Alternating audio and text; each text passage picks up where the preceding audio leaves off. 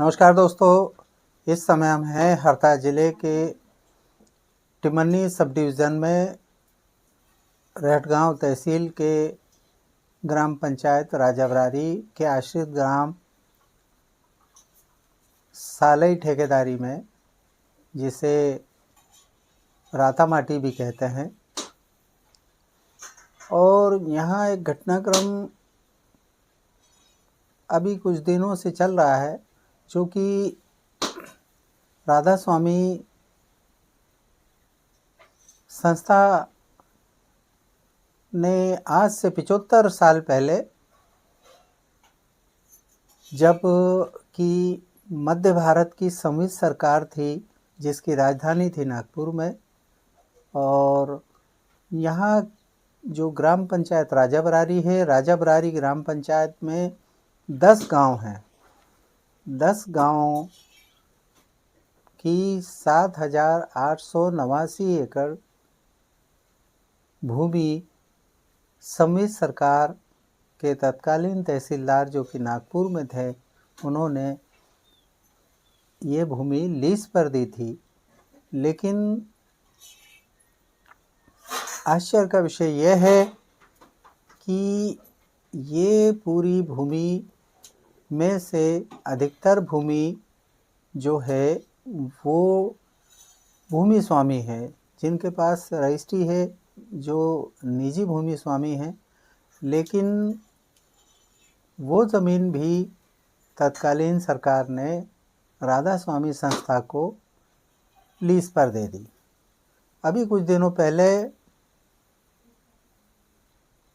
जो कि मुग़लों के टाइम तो जी तकावी वाला काम चलता था, वो काम यहाँ शुरू किया, जिसको लेकर यहाँ के आदिवासी लोगों ने विरोध किया, मुहिम चलाई, और आज की स्थिति में जिनकी भी ज़मीन निजी हैं, वो उस पर खेती करने की स्थिति में आ गए हैं। अब सवाल ये उठता है कि ज़मीनें तो लोगों के पास हैं, लेकिन वन अधिकार पट्टा आज तक शासन प्रशासन ने इन 10 गांवों में किसी भी व्यक्ति को नहीं दिया है, जिसके कारण यहाँ अगर आदिवासी किसान की फसलें खराब होती हैं तो शासन की ओर से कोई मुआवजा नहीं मिलता है, इनकी केसीसी नहीं बन पाती है, इनको किसी भी प्रकार का कृषि भूमि पर लोन नहीं मिलता है, इनको खाद बीज के लिए ब्लैक में इधर उधर से हाथ पैर मार के और व्यवस्थाएं अगली फसल के लिए करना पड़ती है। इन्हीं सब बातों को लेकर हमारे साथ हमारे सहयोगी श्री राम कुमरे हैं। उन्हीं के निवास पर हम लोग अभी हैं, उनसे चर्चा करने जाएंगे। श्री राम जी, ये जो मुद्दा है राधा स्वामी सत्संग वाला संस्था वाला, क्या मुद्दा है और कब इनको शासन ने लीज दी थी और आज की स्थिति क्या है, बताइए। जी नमस्कार। अग्निचक्र लाइव न्यूज़ चैनल को मैं धन्यवाद देते हुए अपने शब्दों से मैं अपनी बात रखना चाहूँगा। जो संस्था राधा स्वामी अमृतसर व्यास को छोड़ के राधा स्वामी दयालबाग आगरा अमृतसर व्यास के नाम से ये 400 BC दूर संधि के द्वारा प्रशासन को भी एक तरीके से इन्होंने गुमराह करके रखा है। ये लोग ब्रिटिश शासन जो चलता था उस टाइम 1919 से, वो खुद अपने मुखारबिंद से कहते हैं कि हम 1919 में यहाँ पे आए। 1919 में जब ब्रिटिश शासन था, देश आज़ाद होने के पश्चात में 47 में देश आज़ाद हुआ, 51-52 में फर्स्ट इलेक्शन हुआ, यहाँ संशोधन होते रहा, तब जाके इन्होंने जब सीलिंग एक्ट लागू हुआ भारत शासन में, 54 एकड़ से अधिक की भूमि अर्जित नहीं कर सकते, ना भूमि स्वामित्व नहीं बता सकते, ये अपना मालिकाना हक पेश करते हैं। ये बड़ी विडंबना है। इसमें प्रशासन भी एक तरफ से कहना चाहिए, या तो प्रशासन को गुमराह किया गया होगा, या फिर प्रशासन कहीं ना कहीं ये उनसे संलिप्त है। ये मैं दावे के साथ कह सकता हूँ मैं, क्योंकि प्रशासन को ये भली भांति मालूम है कि एक तरफ से राजस्व विभाग कहता है कि ये हमारी भूमि है, वन विभाग कहता है कि ये रिजर्व फॉरेस्ट है, तो आपस में शासन अभी सुलझ नहीं पाया। दूसरी चीज़, जो पूर्वजों के टाइम से पुश्तैनी वसीयत कहना चाहिए, यहाँ के जो आदिवासी या वनांचल क्षेत्र में निवासरत हैं वो परंपरागत निवासरत हैं और उसी भूमि पे काबिज हैं और अपना उसी भूमि से भरण पोषण करते आ रहे हैं। इसके बाद में भी प्रशासन ने आज तक का इस ओर कभी गौर नहीं किया कि इनको इनका मालिकाना हक दिया जाए। वन अधिकार अधिनियम 2005 के उसमें हमने वन क्षेत्र से जो भी है ग्राम पंचायत राजाबरारी और टेमरूवार, 2 पंचायत इसमें संलिप्त हैं। तो दोनों में अभी तक का जो दावे फार्म पंचायत द्वारा भरे गए थे उनको भी इन्होंने 420 जनपद तक पहुंचाया और ऊपर तक का कोई कार्यवाही नहीं, कुछ नहीं करे। अनेकों बार वन अधिकार अधिनियम के तहत दावे फार्म तो लिए गए पंचायत में, लेकिन उनमें कोई भी कार्रवाई नहीं हो पाई है। और दूसरी बात यह है कि इन्होंने जब सीलिंग एक्ट की बात आई तो इन्होंने आदिवासियों के नाम से राधा स्वामी चैरिटेबल सोसाइटी, राधा स्वामी मिडिल इंडिया सोसाइटी, राधा स्वामी रिलीफ सोसाइटी, ऐसे 3 खाते इन्होंने ये बनाए हैं। और प्रशासन से, भारत शासन से अरबों की संपत्ति आदिवासियों के डेवलपमेंट के लिए यहाँ पे अर्जित होता है, ये लोग करते हैं। इसके बाद में भी यहाँ के आदिवासियों की दुर्दशा जस का तस है। ना ही यहाँ पे जो वन कटाई हुआ उसका जो लाभांश राशि का आज तक का पारदर्शिता या किसी को जानकारी नहीं है कि कितना पैसा संस्था को आदिवासियों के डेवलपमेंट के लिए दिया गया है। ये सब उच्च स्तर की बातें हैं आला अधिकारी और इनके कर्मचारियों के द्वारा।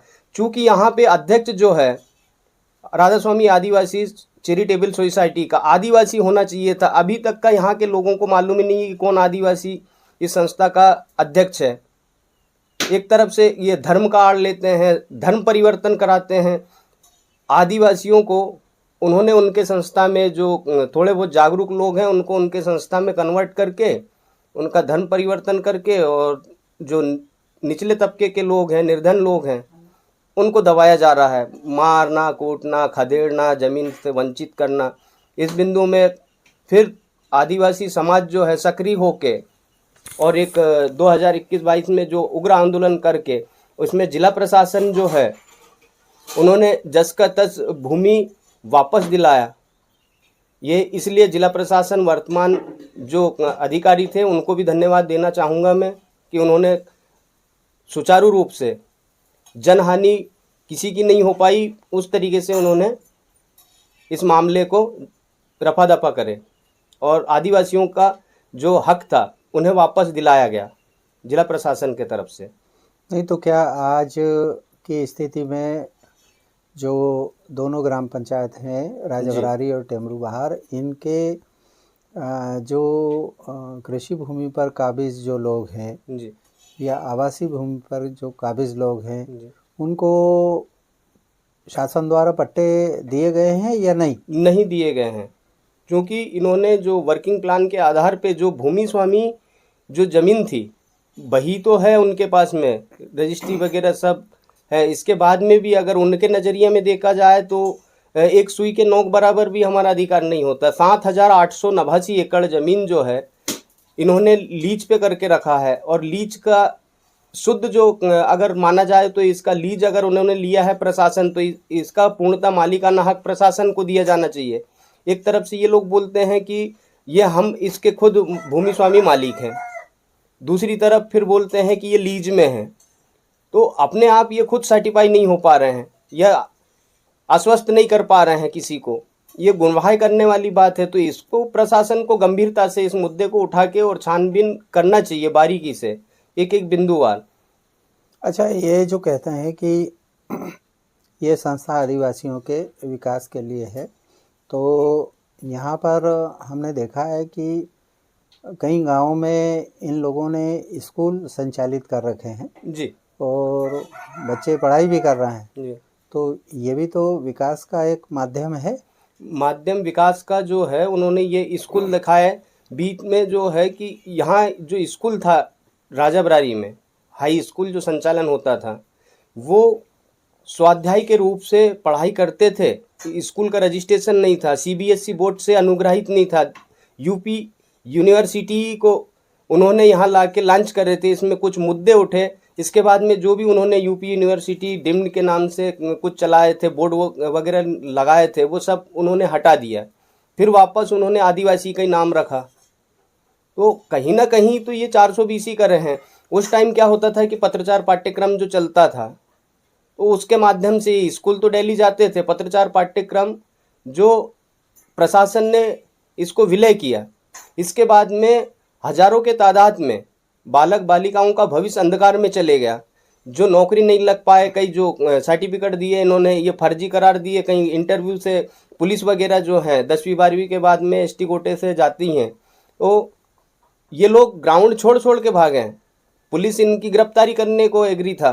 कई ऐसे मुद्दे आए सामने, उन्होंने जो बताया, जिनके साथ में पीड़ा हुई। टेमरुवार हुआ, सालई हुआ, राजाबरारी, महागांव और अपने राजाबरारी, रातामाटी, इनमें से जो बालक बालिकाएं ने इंटरव्यू दिया, पत्रचार पाठ्यक्रम खत्म होने के बाद में एक भी बच्चा ऐसा है कि नौकरी लग जाए, कोई कतई नहीं नौकरी लगा। अच्छा, एक चीज़ और मालूम हुई है कि इन लोगों के द्वारा राधा स्वामी संस्था के द्वारा यहाँ जो एक्टिव लोग हैं, जो आदिवासी समाज के एक्टिव लोग हैं, उनमें से कईयों के खिलाफ आपराधिक प्रकरण भी दर्ज करवाए गए हैं। हाँ, बराबर। जो उन सही चीज़ अगर सही मायने पे और सही बात अगर उनके सामने या प्रशासन को अवगत कराने की कोशिश की है, तो किसी न किसी प्रकार से उनको प्रताड़ित करने के लिए या मजबूर करने के लिए उन्होंने भरपूर कोशिश किया। झूठी प्रकरण पेश कर रहे हैं। और अभी भी माननीय न्यायालय, उच्च न्यायालय जो जबलपुर हाई कोर्ट है, हरदा के जितने भी सारे कोर्ट हैं, उनमें सब में प्रकरण जारी हैं, झूठे प्रकरण महिलाओं के ऊपर। और इन्होंने खुद अत्याचार कर रहे हैं, मारपीट। जो एक साबूलाल करके उनका चौकीदार था, वो रिटायर हुआ, उसकी खुद की भूमि पे वो निवासरत है, उसको मार खदेड़ के और वो जगह हत्या लिया उन्होंने। जो उनके बाप दादा के टाइम से 20 गांव में रहता था, उसको भवनहीन कर दिया, भवन से ही भगा दिया। उनका जो मंदिर था कुटी, उससे भी उनको, और उनने जीवन भर उनको रोटी बना के खिलाया, उनका सेवा पानी किया। ऐसे अत्याचार कर रहे हैं उनने। एक ऐसा कोई सा गांव नहीं बाकी जहाँ पे इन्होंने महिलाओं के साथ में मारपीट करना और पुरुषों के साथ में। और तो और ये धर्म का आड़ लेते हैं, सत्यता, और ये बताते हैं इन्होंने। और तो जो भारतवर्ष में गौ माता जो बोलते हैं, इन्होंने जहर डाल के बकरी और गाय और भैंस उनको मार डाला। इसमें प्रशासन भी संज्ञान में लिया और इन्होंने साठगांठ करके, जिन्होंने इनके ऊपर दंडात्मक कार्रवाई होना था, इन्होंने पता नहीं क्या करे। उनके पास में एक मुकदमा उनके ऊपर नहीं लगा। इसमें पुलिस प्रशासन का भी कुछ भूमिका रहा, जो कि इनके ऊपर दंडात्मक कार्रवाई या करना था वो नहीं कर पाए। तो देखने में ये आया है कि ये जो राधा स्वामी संस्था के लोग हैं, ये चूँकि दयालबाग आगरा से संलिप्त हैं और इसमें कई आईएएस, आईपीएस, आईएफएस जैसे रिटायर्ड जो अफसर हैं वो कार्यरत हैं। उनकी उच्च स्तर पे उच्च अधिकारियों से इवन ये कि हरदा ही नहीं, नर्मदापुरम ही नहीं, भोपाल तक इनकी एक साठगांठ रहती है, एक दूसरे से मेल मिलाप रहता है। इस कारण से, और यहाँ ये निरक्षर लोग हैं, बहुत कम पढ़े लिखे हैं, और उस ज़माने में जबकि इनको लीज मिली थी, इस क्षेत्र में पूरी निरक्षरता थी, जिसके कारण ये लोग समझ नहीं पाए। अब आदिवासी वर्ग में से कई नौजवान, कई युवा जो हैं वो पढ़ लिख गए हैं, अपने अधिकारों के लिए लड़ाई लड़ रहे हैं, अपने अधिकारियों के लिए मांग कर रहे हैं। अभी भी जो 2 अक्टूबर को ग्राम सभा का आयोजन हुआ है, उसमें भी ग्राम सभा में यहाँ प्रस्ताव पारित हुआ है कि वन अधिकार के पट्टे क्षेत्र के सभी लोगों को दिए जाए, जिससे कि यहाँ लोगों को कृषि ऋण मिल सके, केसीसी बन सके, खाद बीज जो शासकीय स्तर पे मिलना चाहिए वो मिल सके, और इस प्रकार से जो खेती में कभी प्राकृतिक आपदा आती है उसका जो मुआवजा होता है वो भी इनको मिल सके, इसी के लिए ये ग्राम सभा में एक प्रस्ताव पारित हुआ था, जिसको लेकर हम शीघ्र ही एसडीएम टिमरनी और कलेक्टर हरदा से मिलके और इनको जल्द से जल्द भू अधिकार पट्टा देकर लाभान्वित किया जाए। धन्यवाद। जय हिंद, जय भारत।